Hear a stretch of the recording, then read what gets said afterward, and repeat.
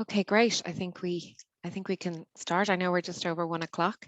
So I would just like to welcome everybody and thank everybody for attending in this our International Women's Day event today.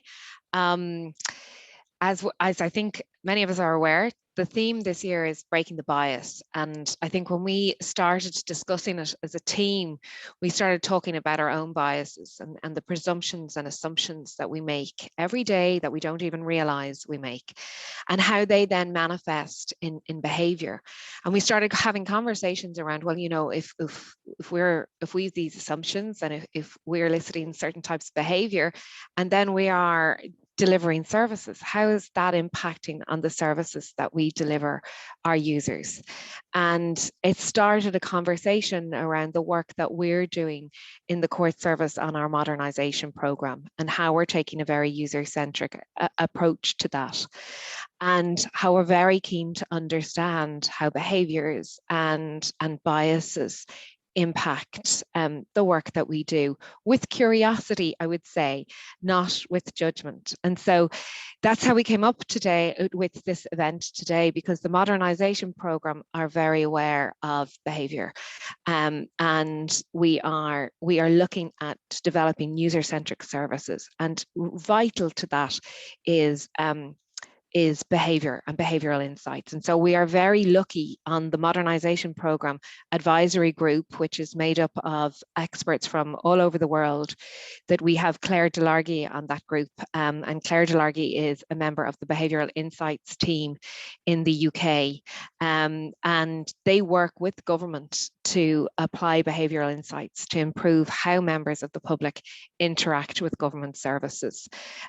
So they work on policy and services to improve how public service is delivered in the UK, and their aims and ambitions are by no means small. They actually look to, in doing this, they look to reduce violence, improve gender equality, increase charitable giving, and overall encourage a more connectedness across communities and support people struggling with loneliness. So we are really lucky today. We're going to hear from Claire. She is going to share with us some behavioural insights in terms of a recent survey that she's been working on gender equality, but also in relation to the work that she is doing.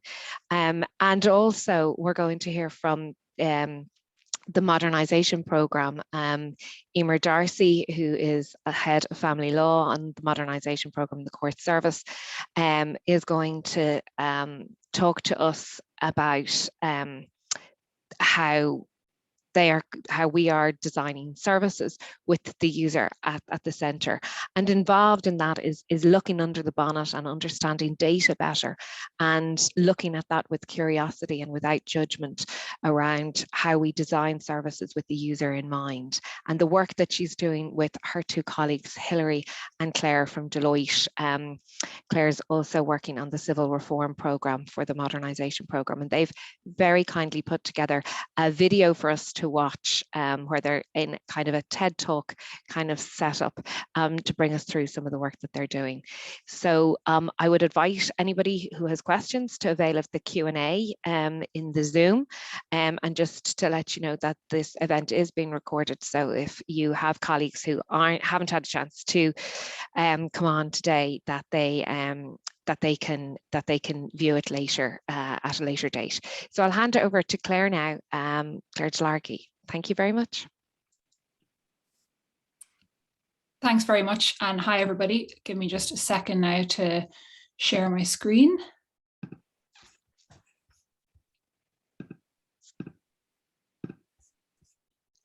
Is this working now? Yep. Brilliant. Okay. So I'm really delighted to be here today. Claire, actually, yeah. Sorry, Claire, there is a presenter view box. Yeah. Is that gone now? Right. Yeah, that's gone. That's gone. Thank you.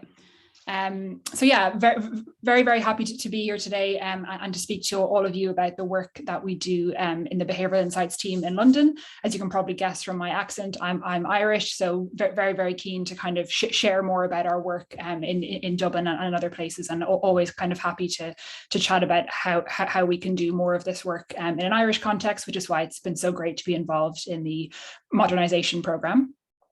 I'm going to take you kind of through a brief introduction to the work that we do at the Behavioural Insights team and kind of why we do it. And then I'll show you kind of 2 case study projects on work that we've done over the last few years in a large scale program on gender equality. So I want to do a little bit of kind of interactive stuff here, but I think it's going to be quite challenging because I actually can't see the participants, but I just want people to kind of play along at home and just give it a go on a couple of the things that I'm going to kick us off on. So to start off, to kind of get our neurons firing during lunchtime, I'm just going to put up a set of words. I don't want you to write any of them down, but I'm going to give you about 30 seconds to a minute to look at them.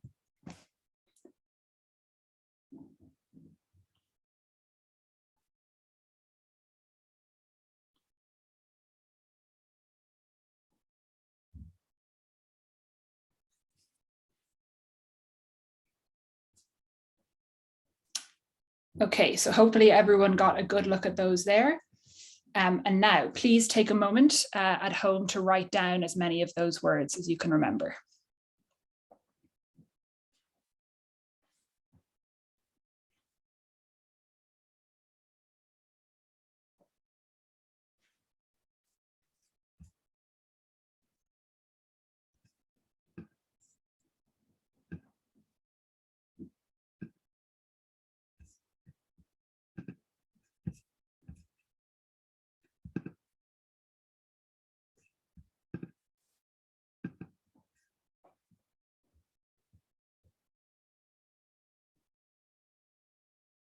Okay, how are people doing? Are we still writing? Mostly finished? Finished, yeah. Okay, great. So for some of the people that I can see in my camera, so Emer and Angela, I'll be relying on you to kind of give me visual signals, but just kind of wave or mark along at home if you had some of these words. So did you write down the word snore? No. Angela did. What about wake? Yes. Yes. Yes. Blanket? Yes. Yes. Nap? Yes. No. Sleep? Yeah. Yes. Oh, great. Okay, so this worked perfectly because sleep was not on that list. And typically when people are, I haven't done this online before, it always works in live audiences, but thank you very much, Emer and Angela, for being kind of perfect participants. So yeah, this reliably happens about 40 to 50% of the time for people. And when we kind of provide this this set of names and then of words and ask people to remember, a huge percent of people typically remember the word sleep. Now, what's going on here? It's not because people are stupid. It's because obviously all of those words are sort of circling around and related to the word sleep. So it's kind of telling us that our memory is infallible, but our brains are actually very clever. It's making that kind of quick connection there, and to kind of say, okay, well, I didn't, let me kind of try and remember all of these words, and then kind of it always comes up as sleep is one of them. So that's a good trick that you can use at home, but it also just kind of tells us something about how our brains work, and that our memory is approximate, which is quite important for our work. So to kind of take that back to a bit of theory, a lot of the time at the Behavioural Insights team, when we think about human behaviour, we think about sort of a tale of two systems. And a lot of this comes from the work of Daniel Kahneman, who's a Nobel laureate, and wrote a book about 10 years ago now called Thinking Fast and Slow that I highly recommend for people as kind of a good way to kind of have an intro to psychology and decision making. And what he kind of posits, drawing on lots of academic research, is that if you think about the the way that we kind of think and make decisions as being a tale of two systems. So the first is our fast system. It's very automatic and intuitive. If I was to ask you to multiply two by two, it's probably hopefully quite a quick process for you. For things like typing, riding a bike, walking, we're not necessarily planning for in our heads about how we're going to do these things. They just happen kind of very quickly. And the second then is our slow system, and it's much more reflective and deliberate. I won't ask any of you to multiply 24 by 17, but if I were, I think for a lot of us, it will probably take quite a bit of time if we were ever to get to the answer. And things like learning to type, learning to ride a bike, visiting a new place are things that are kind of much more effortful for us to do. And I'll talk a little bit more in a bit about why that's important. But I'm going to get you to do another game now. So hopefully everyone's on mute, but at home, if you just kind of shout along with the answers here. So I'm going to flash up a word, and I want you to shout out the color of the letters, okay? So there's the first one. Black, pink, orange, red, green, blue, purple. Oh, this is hard. So hopefully most of you notice there that there's a real difference between the first set of letters and the second set of words. This is a thing called the Streep test. And basically the difference between the first set of letters is that the color of the word and the word itself are the same. And for the second set, the word and the colors are different. So your brain is reading the word orange, and then it needs to kind of crank into gear and say, no, that's not what I'm supposed to be doing. I'm supposed to be looking at the color, and that's green. So it's just kind of a way of showing kind of how our fast system kind of works very well for the words on the left-hand side of the screen, and then we're sort of a little bit slower on the second side. And I guess part of what we would think at the Behavioural Insights team is that a lot of the time we design policies and processes thinking that people are always in system 2, so that people have sort of a lot of are going to pay a lot of attention to what we said, that they have a lot of time, that they have a lot of self-control. They're going to read this letter that we send them very carefully and sort of consider all of the different options available, and then decide, right, okay, this is what I'm definitely going to decide. And actually, for the majority, or for a lot of the time that we're making decisions, that's not really how we do it. We're sort of glancing at a letter quickly and saying, right, what's this trying to say? Do I need to pay attention to this or not? Or, really kind of, we don't have a lot of time, and we have lots of other things kind of occupying our minds. So from a policy perspective, if we treat kind of policy a bit more in kind of thinking about a person as if they're acting like system 1, then we might design things a little bit more differently, and we might kind of see a little bit more success. And a good example here that you can see on screen is enrolment in pensions in the UK, where they switched from a model where the default was, when you started a new job, was that you weren't enrolled in a pension, and so you kind of had to take the steps yourself to enroll in a pension, and switched it so that you were automatically enrolled in a pension when you start a new job, although you always have the option to kind of decide that this isn't right for me, and I'm going to take myself out of it.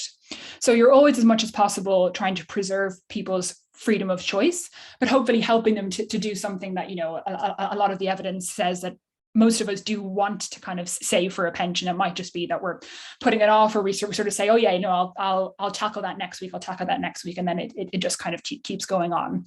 So here's an example of kind of how to design a policy that's sort of informed by our understanding of decision making. And that leads perhaps to kind of a definition of behavioral science, or behavioral insights, as we think about it at BIT. And so the first is kind of taking this evidence about human behavior that I've been talking you through. And then the second kind of really important component is thinking about practical and pragmatic applications of it.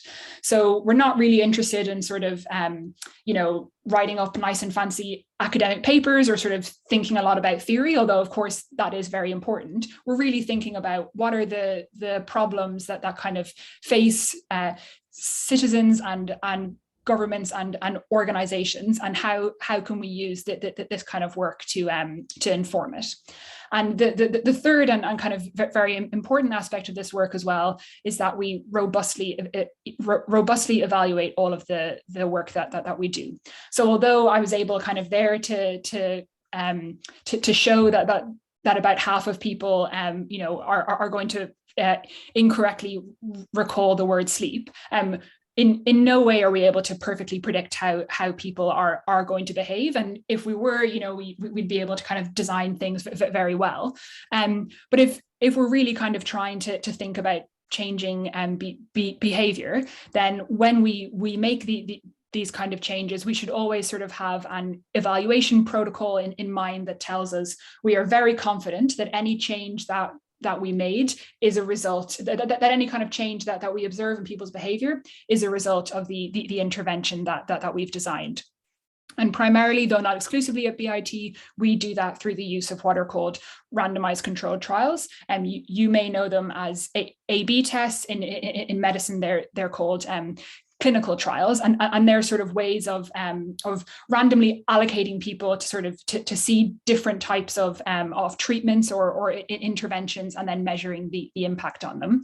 These are done a huge amount in the private sector. So when you go onto Amazon's webpage, I think it's something like they're running 30 different experiments on you, and they're saying, are you more likely to buy a product if the kind of click now button is here versus here? If we move it over here, how do all of these kind of small and subtle changes that they can make, how do they affect the kind of ultimate outcomes? And at BIT, we sort of hope to do this a lot more in policy as well, obviously with a very ethical underpinning.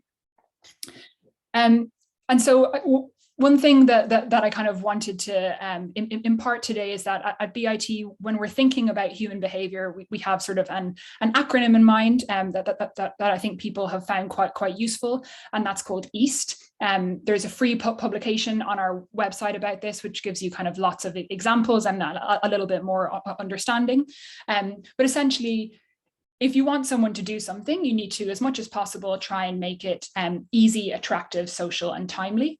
And the inverse would be that if you want someone to stop doing something or do less of something, for people to kind of give up smoking, then you might want to make it harder for them to do. You might want to make it kind of less attractive.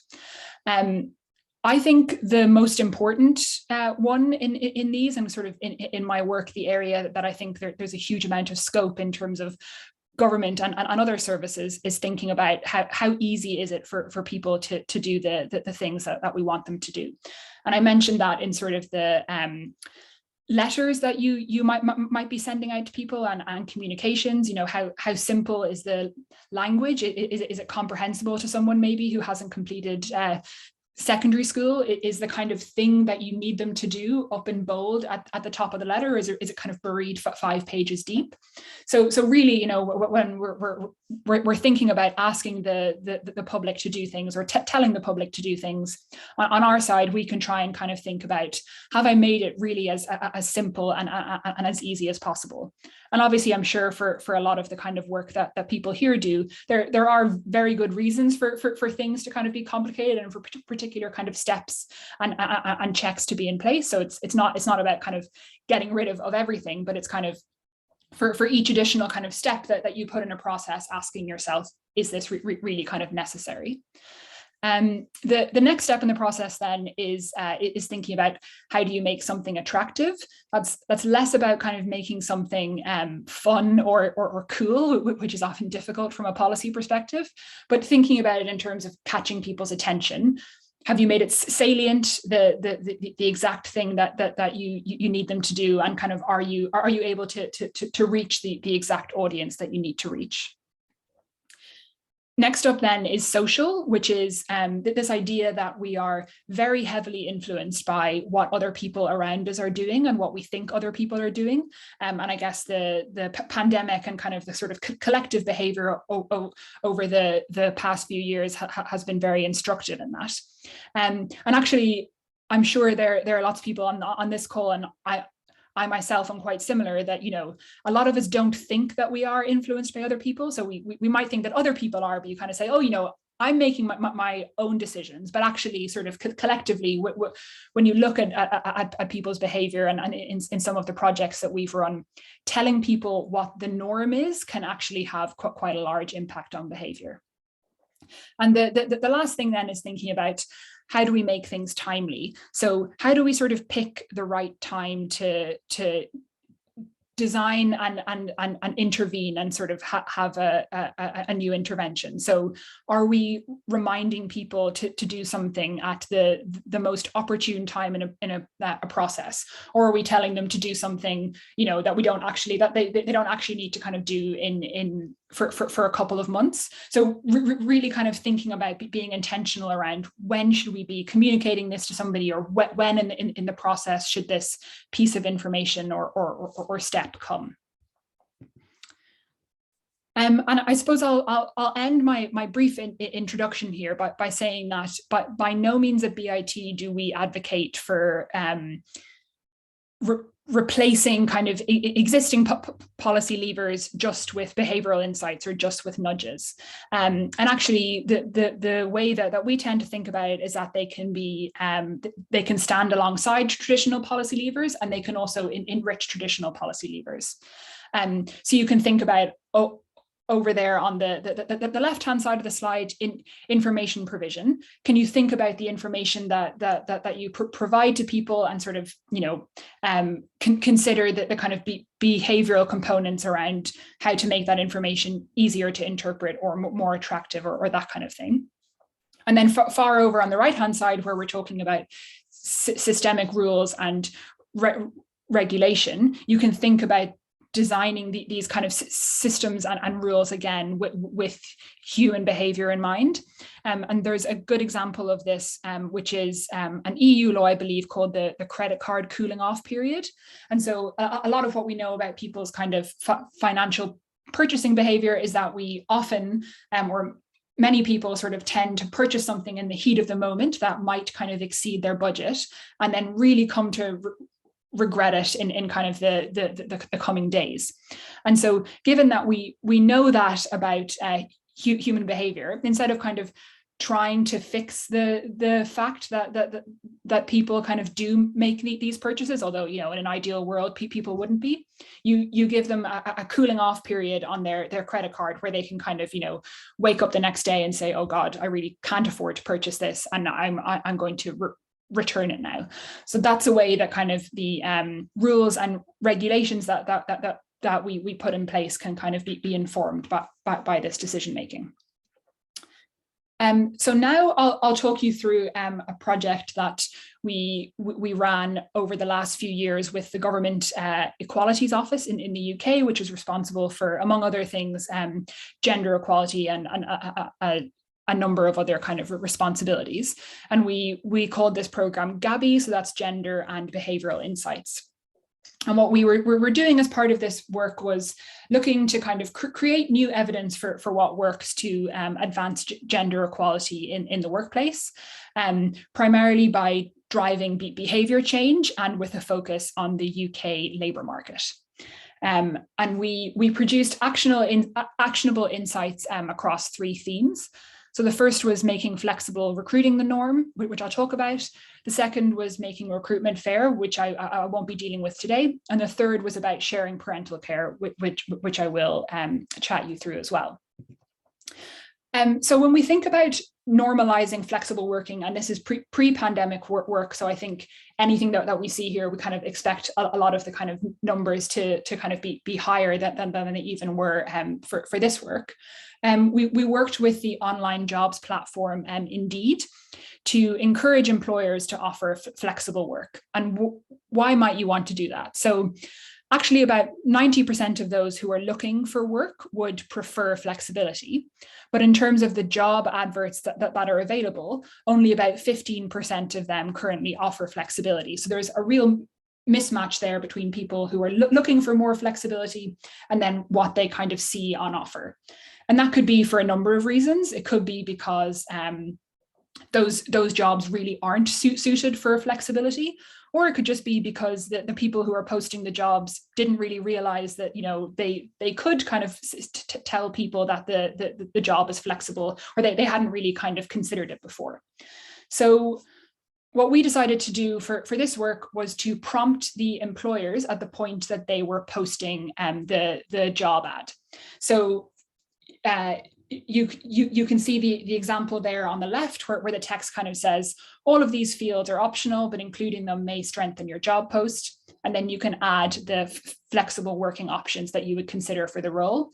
And then on the right-hand side, you can kind of see what this would have looked at like when it was on the platform. So again, here we're not kind of changing the amount of flexible jobs that are available. It's possible that there are lots of jobs that just aren't going to be flexible, although again, we're probably expecting to have more of them now. But for the jobs that do have the ability to be flexible, we're sort of encouraging them to post about that. So what happened? So you can see here, this is kind of the standard reporting of a randomized controlled trial. So the jobs in the control group wouldn't have had that prompt, and the jobs in the treatment group did receive that prompt. And then along the y-axis, we can kind of see the number of jobs that are being offered with flexible working. And what we actually found was that there was a 20% increase in the number of jobs that were offering flexible working posted. And in fact, actually, those jobs attracted more applicants. So more people applied to a job when the job was offered flexibly. And we estimate that if this intervention was scaled up across the job platform, that would be about 174,000 more jobs offering flexibility per year. So again, kind of a win-win there, both for the employer, who now gets, you know, more and perhaps different applicants than they would have had otherwise, and also a win for the employees, both men and women, who are interested in kind of more flexible working options. And you can see here that we actually, if you kind of dig down deeper into the data, we increase the advertisement of all types of flexible working. So both part-time, flexi-time, and work from home all saw an increase. Again, I would expect the work from home numbers to be much higher now. And so the second project that I'll talk about is about sharing parental care. And what we did is we worked with Santander and a second bank that we can't name to increase men's intentions to take parental leave. So why were we interested in doing this? Since the UK introduced shared parental leave in 2015, there's been a really low level of uptake among eligible fathers. So about 0.5 to 8% of fathers have taken it up. And in our view, men taking up parental leave has very wide benefits for lots of people. So new mothers might kind of face less stigma at work if taking time out of the workplace is normalized, and then it may also enable them to return to work quicker if that was something that they wanted to do. It's good for men's contribution to childcare and housework to kind of set these kind of early patterns of involvement. I'm sure it's good for men as well, just to be able to spend more time with their children. And then there's also good evidence that it's good for the child as well in terms of their IQ, mental and physical health, career success, and happiness. So this is kind of something that we want to increase. We want more men to kind of be taking this parental leave, and we're interested in thinking about why might they not do that, and then what could we do as a result. So what we hypothesized was that there could be mistaken perceptions of social norms that hold men back from taking parental leave.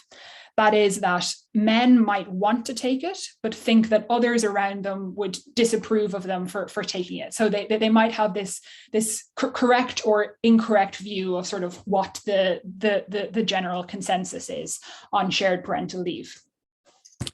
So what we did to address this is we did kind of a two-stage intervention. So firstly, we asked about 1,000 men in these organizations 2 questions. So the first was, how many weeks of parental leave would you encourage a male colleague to take? And then the second was, how many weeks of parental leave do you think men in your workplace would encourage a male colleague to take? So the first is about what you think, and the second is about what you think other people think, which you kind of, gets quite complicated when you're dealing with all of these levels of abstraction.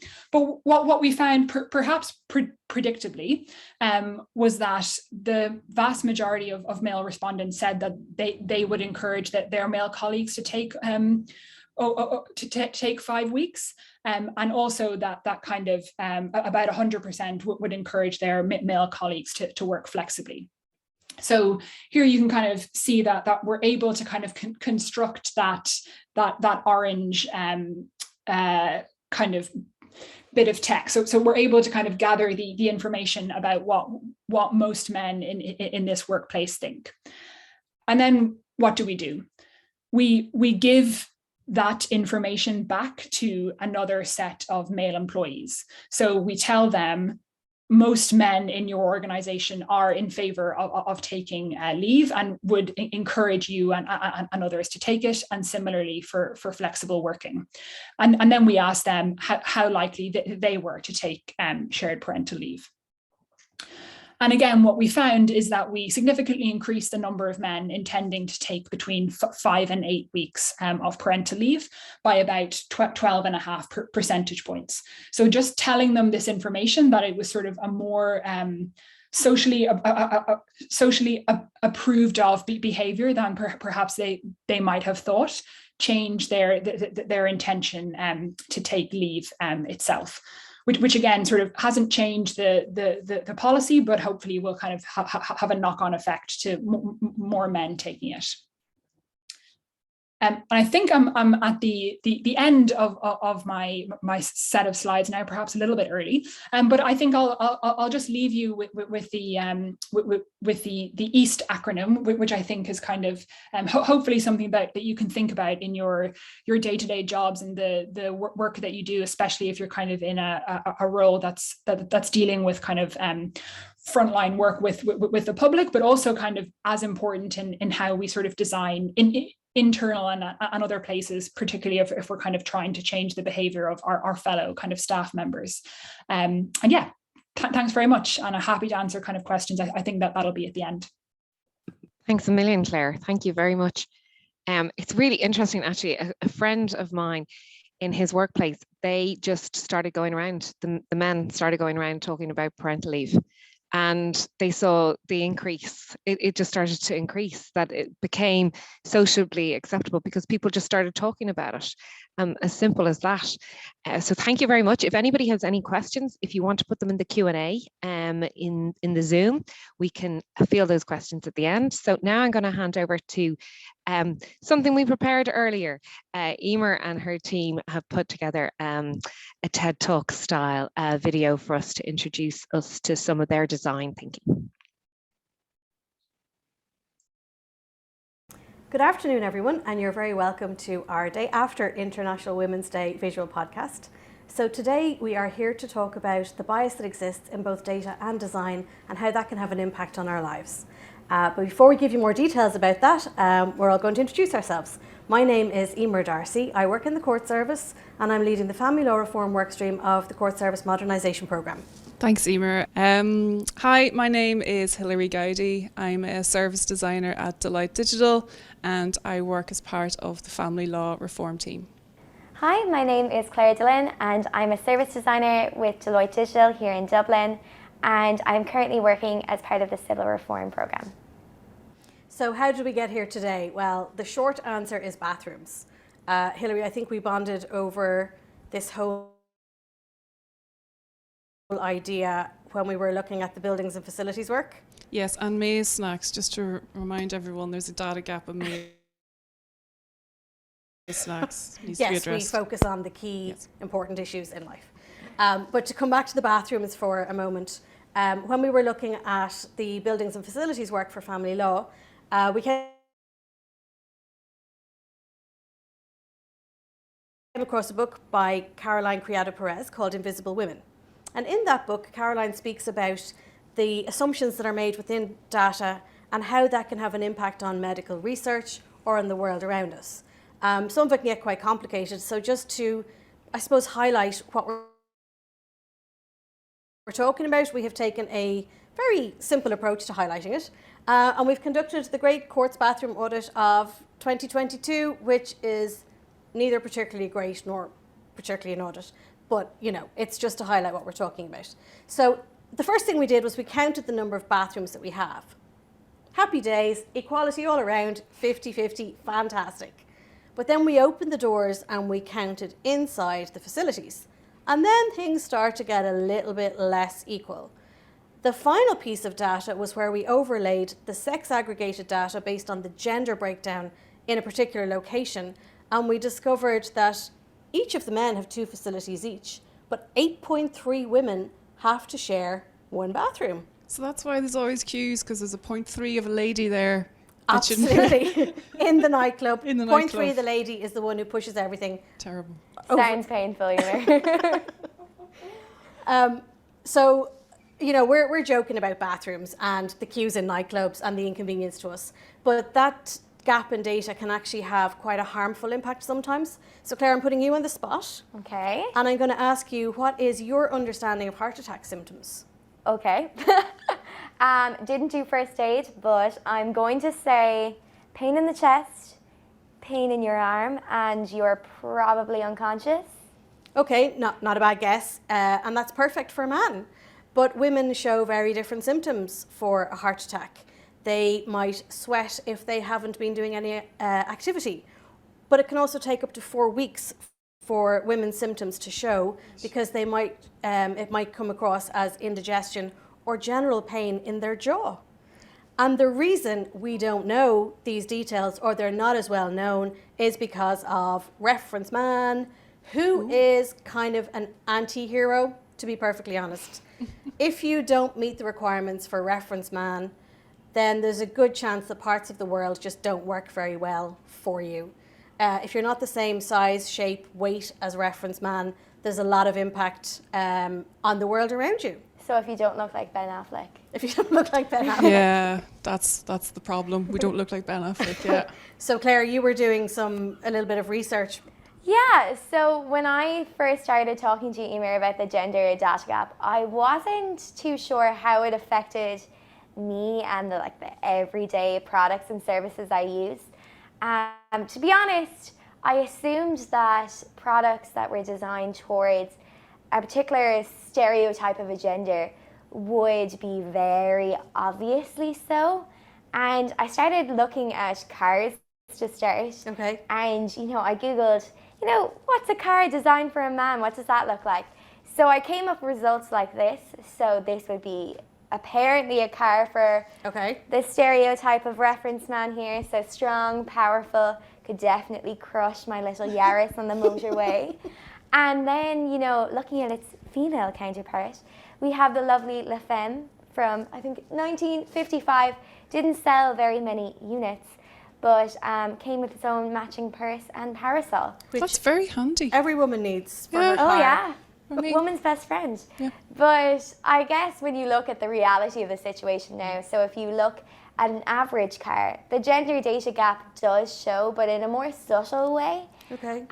So say, for example, this is my lovely Yaris. And when we're doing safety testing for cars, we actually use dummies. And that dummy is made like Ben Affleck or Reference Man. And Reference Man has actually a completely different composition to a woman. And when they are testing these cars with women, it's actually shrunken down Reference Man. So it's shrunken down Ben Affleck. Okay. But because of this, cars aren't actually designed to protect women. So a woman is actually 47% more likely to be seriously injured in a car crash compared to a man in the same car crash, and 17% more likely to die. It's not ideal. Like your free handbag's not going to help you there. And a little bit grim, yes. Probably won't be getting into my Yaris anytime soon. But in other aspects of this, so if you take, say, for example, GPS, So I'm having a bit of a war right now with my GPS that it can't understand my voice. And I've tried loads of things. So I've tried, you know, pretending to be American, but it has not picked my voice up. And I sort of wanted to look deeper in this. And I figured out, or I found out, that when they're building this voice recognition software, they actually base it on men's voices mostly and not female voices. So it actually can pick up voices of a lower pitch. So my poor high-pitched voice stands no chance. So when you don't take women into account when you're designing these services and products, they actually just won't work for females. Yeah, and that's the thing. Like, you sometimes when things like this don't work, you start to think, "Am I doing something wrong? Am I not speaking clear enough?" Alexa. Yeah, but it's how that machine has been trained and it's been programmed. And I was doing a bit of research as well to help prepare for today, and I stumbled across a really interesting fact that one of the first general purpose computers was programmed back in the 1940s, and 6 women actually programmed that machine, one of which was a Donegal woman called Kathleen McNulty, born in the Gaeltacht, who emigrated to America, and then ended up helping program the first general purpose computer, which I think is amazing. And I also think it's amazing how we've gone from women programming computers to machines in our cars that just don't understand our voices. Me screaming at my GPS on the highway. So it just kind of shows you like where we are now.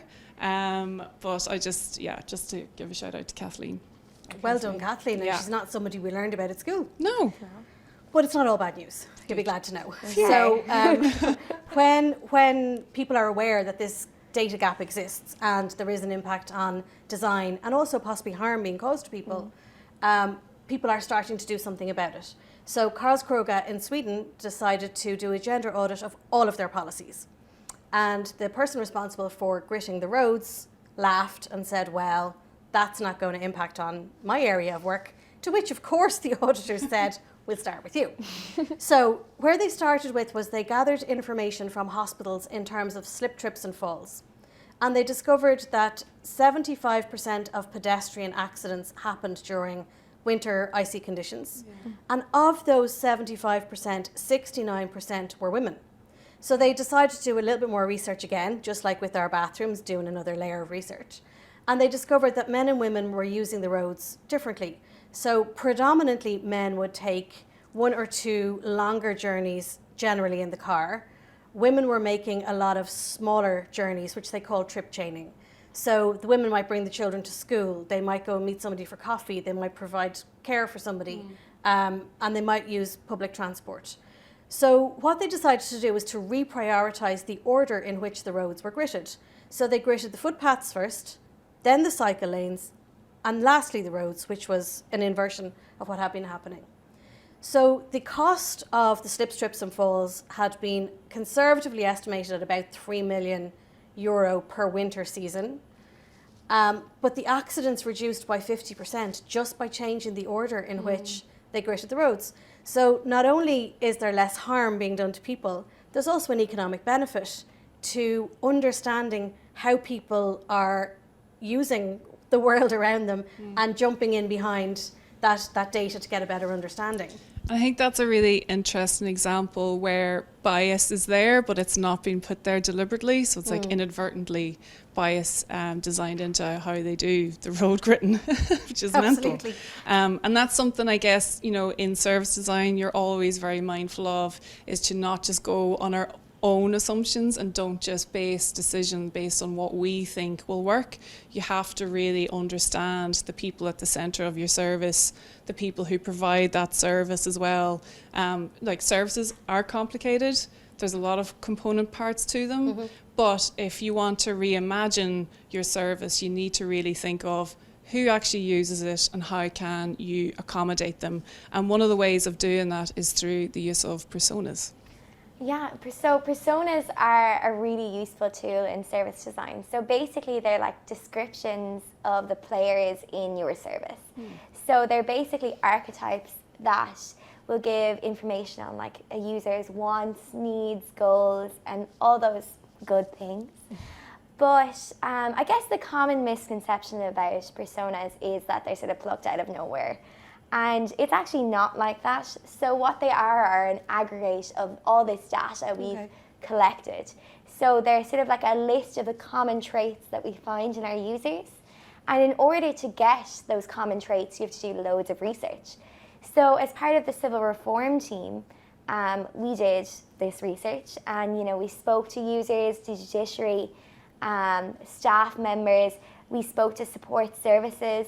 We also looked on social media to see what people's actual experiences are. And by gathering people's actual experiences, we can create personas that are more likely to be like our users. Okay. And you're probably wondering, okay, but what do you use them for, maybe? And they're actually really good to help people get into the shoes of their users. And a really important part in service design is the concept that you are not your user. So it's very easy to look at my own experiences and be like, oh, yeah, everyone experiences the world I do. But it's actually not like that. So you have to go to your team and be on the same page of, who are we designing for? So are we designing for this user? And what are their needs, their goals? And also, what's the context of why they're using this tool?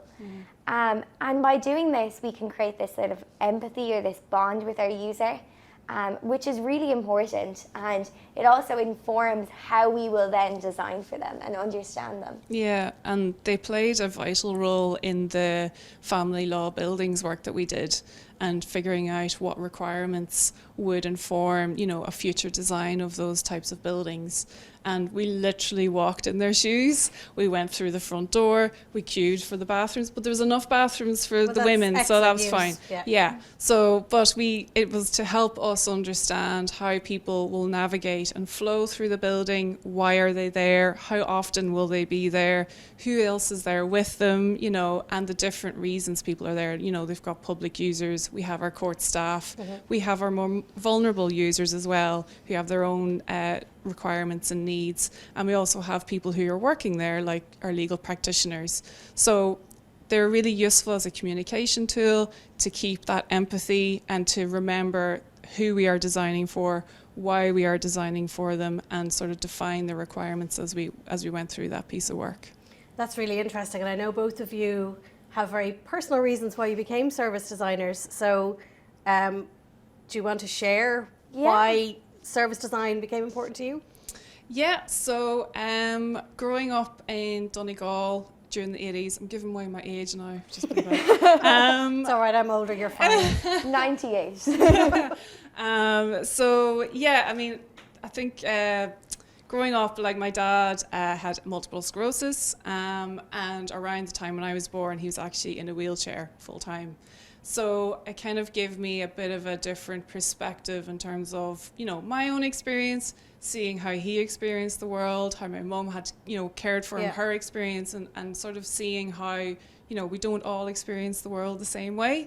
So I think that's what drew me to human-centered design, was the fact that you're able to put people's needs and the kind of barriers they have and the challenges they may be trying to overcome at the center of what you're doing. And it actually feels like a privilege as a designer to be able to try and design a more positive experience for people. And I think that's what really drew me to it.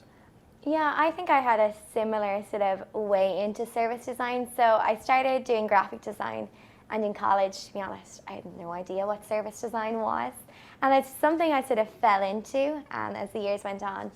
And I guess why I got interested in it was because a couple of years ago, I was diagnosed with something that makes me super breakable. It's like my superpower. But I guess I had to sort of re-look at the way I live my life, and you start seeing all these barriers and you're like, oh, I can't do that, I can't do that. But you realize, if this is this hard for me at 19, it's probably going to be really difficult for me at 70. Or how does an elderly person get on the bus? Or how does a person in a wheelchair navigate a footpath? So it sort of made me realize that the world isn't really designed for these type of users. And what I love about service design is going to those people and actually speaking with them and saying, what are the barriers that you have in your life, and how can we make this service better for you? and you're saying to them, your experience and your journey is just as important as someone who is completely able-bodied, and it's working with them to like break down those barriers. Yeah, it's a tool, I suppose. You know, the service design approach is a way in which we're taking the assumptions out of what we're doing, and we're trying to mitigate the bias that's there within our systems. And I suppose it's one of the reasons why the Court Service has decided to become a trauma-informed organisation, and why we introduced the Just a Minute or the jam cards. That's the behavioural piece of our own staff starting to have a better understanding of how people feel when they're using our services. So thank you all for attending today. We'd like thank you both for sharing your experiences and your fabulous knowledge. We just hope we've sparked your curiosity a bit for you to maybe question the world around you and some of your own assumptions. And we would like to thank you all for taking the time to join us today.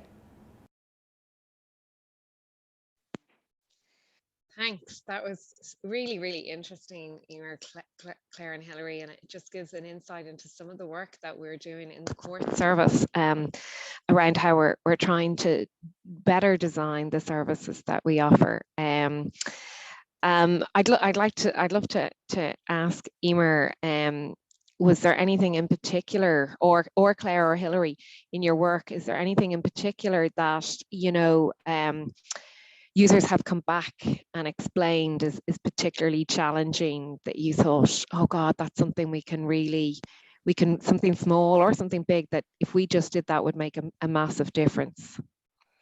Well, I think for me, it was the biggest piece of feedback we got was just to help people understand the experience of coming to court, to be able to have information, really simple, basic information, like when I come into the courtroom, court building, do I have to tell somebody I'm here?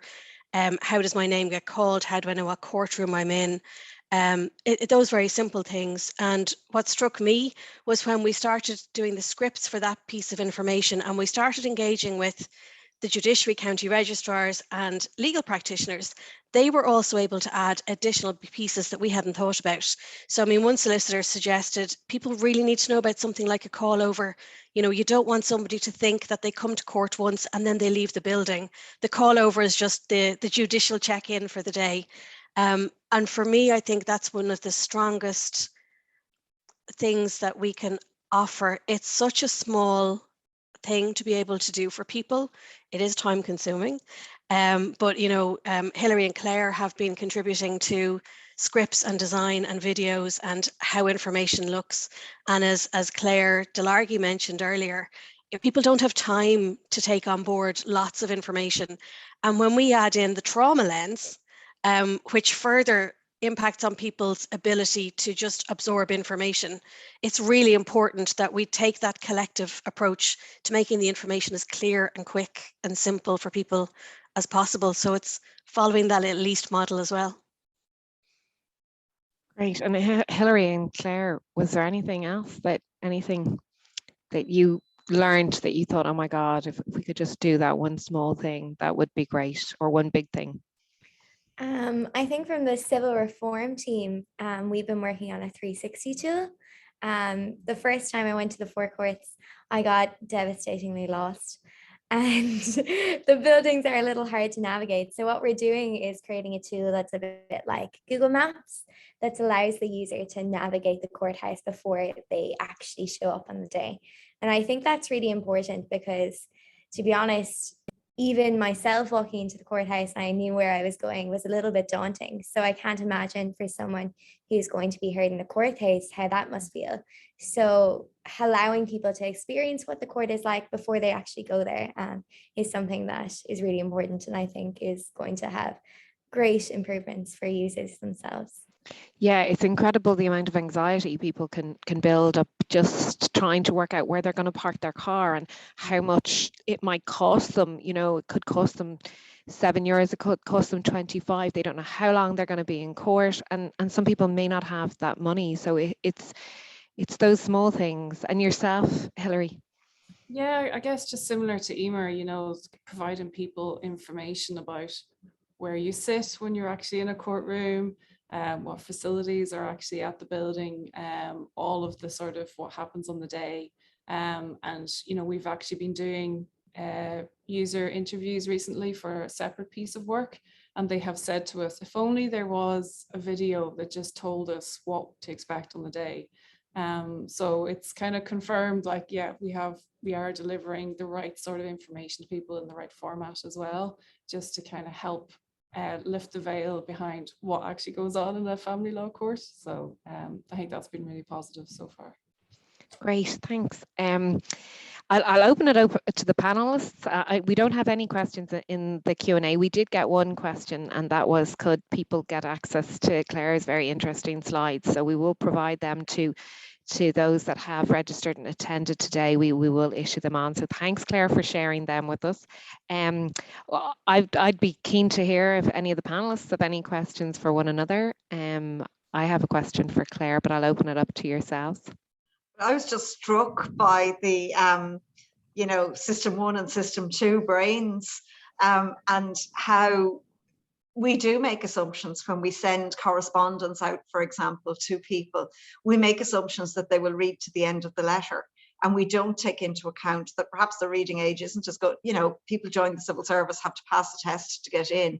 So there's a basic language level there that we assume people have that they don't necessarily have. And then we assume that their brains work the same way as ours. And as we showed earlier, all of our brains don't work the same way. So it is about, I suppose, clarity of information is really, really important. That's something that really jumped out at me today. And that piece about catching people's attention to make sure that you send your letter as well at the right time, and that it's something that they'll actually open and read, as opposed to, sorry, I come from a house where people tend to open letters and throw them on the window ledge and then expect that somebody else will read them at the end of the week. So I think that's something that really resonated with me from your piece, Claire, today, that it's, you know, thinking about, if we send a letter, we want the person who receives it to act in a particular way. And what we need to do is make sure that that letter encourages the right behaviour in the recipient. And I suppose that's something that we probably don't pay enough attention to. And I'll have your head wrecked in the advisory group, I suppose, with questions. And it's about using case studies as well, maybe. Because I think that's something that will really, really help us into the future. And if it works well in one area, then we can use it as a case study across the organisation as well. Yeah, just to come in on that. So I'm sure Claire and Hilary, really fascinating video, and I'm sure you guys have lots of other techniques, but some of the things that we would do at BIT are just kind of quick things. Or there's lots of online kind of text editors. There's one called Hemingway, maybe Grammarly, and you can just paste in your text, and it'll tell you this is at a very high reading age, and kind of tell you places to simplify. Or else, you know, ideally you would have the ability to kind of do the user testing, but you could also kind of with a team of people that are in your office, give them the letter for 30 seconds, get them to glance at it, take it back, and then say, what was the main point of that letter? And if people in your office can't get it when it's their kind of job, then you can expect that other people kind of won't as well. So yeah, they're kind of small tricks that we often do that can kind of help you to kind of get to more user-friendly, I guess, communications as well. Yeah, we did have an interesting experience using Hemingway and Grammarly, where we brought the reading age down, but it didn't make any sense. So there is a balance between trying to explain complex legal ideas in a way that people can actually understand, and also so that they won't get caught out in court, that we don't put labels on language that judges and solicitors will be using, and then people are confused. So we've had to find a balance in the language that we're putting on the information that we put out there, to make sure that people have enough information to be informed and not to be freaked out, but also not to make it so intimidating and overpowering that it just doesn't work for people either. So it's an interesting process. And Claire, just to remind people before we finish up, if people want to access more information about EAST, easy, attractive, social and timely, where is the best place for them to go and get that information? So it's on our website, but actually, Maura, I'll send you the link to it so you can share it with the slides as well. Right, brilliant. Yeah, super. Okay, we've just hit 2 o'clock. I'm just going to hand over to Angela for the last couple of words. Thank you. I just want to thank everybody, really. You know, it's been fascinating, a fascinating insight is the appropriate word, I think, to use today, both into how we can change behaviour very simply by thinking a little bit more, and how we can deliver better for our users by thinking slightly differently as well. It's about us setting aside our biases, those inherent biases. I did the Harvard bias test the other morning on the internet and found out that I do assume that men go out to work and women stay at home, even though I live in a house where both of my parents always worked, but that we don't have any kids and both of us work. So where did I get those assumptions from? So like, I think it's about us setting aside those biases and assumptions and putting our users at the front and centre of everything that we do into the future. And it only leaves me to thank the 2 Claires, Hilary, Emer, Maura, and our organising committee. We had a very strong organising committee, all female, Deirdre and Brenda as well, and Cormac from Staunton Media for facilitating this for us today. And to thank everybody, and happy belated International Women's Day to everyone. Beat the bias.